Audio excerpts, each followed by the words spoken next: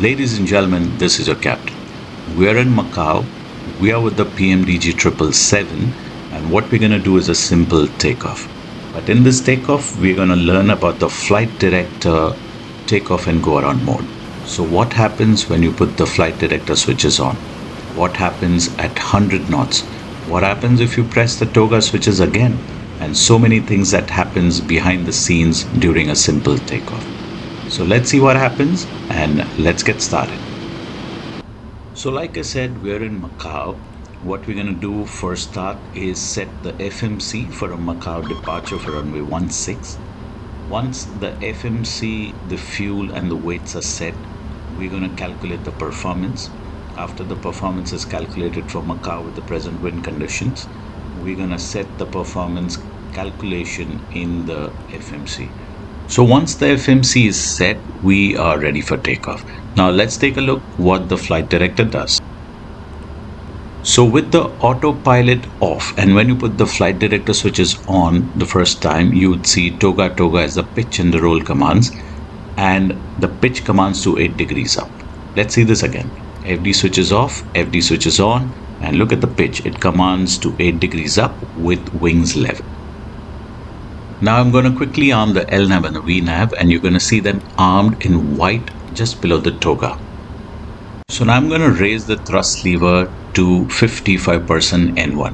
When both engines are stabilized at 55% N1, I'm going to press the toga switches. Once I press the toga switches, we'll get the reference thrust that we calculated and set in the FMC.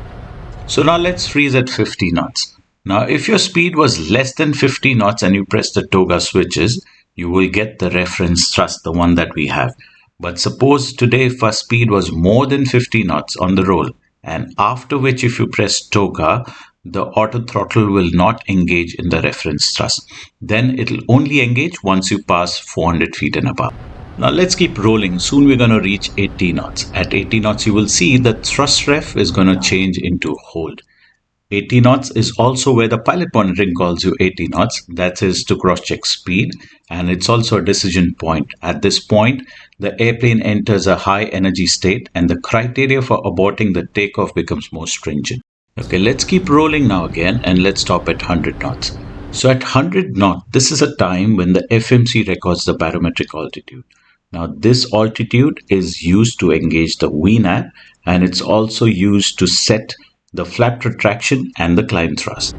As we roll to the takeoff, your speed is going to increase. The first speed is going to be V1 and the second speed is going to be VR. VR is the rotation speed at which you start the takeoff. You initially rotate towards 15 degrees, and then once you're airborne, you will take your gear up.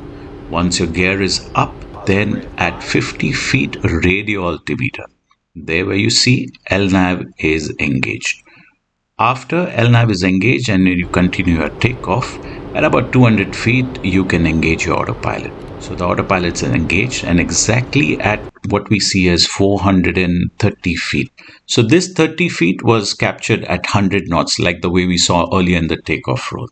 So now the takeoff is continued. You get thrust ref, VNAV speed. Now, if you press the toga switch now, it'll remove the takeoff and the climb rate and the assumed temperature thrust reduction that we've entered. So what we saw is a simple takeoff and a flight director function of the takeoff and go around. If you know more about this topic, drop in your comments. If you think you learned something new from the video, please press the like button. If you haven't subscribed, then subscribe to my channel for more such videos. This is a captain. Thank you for flying, and I'll see you on the next one. Bye bye.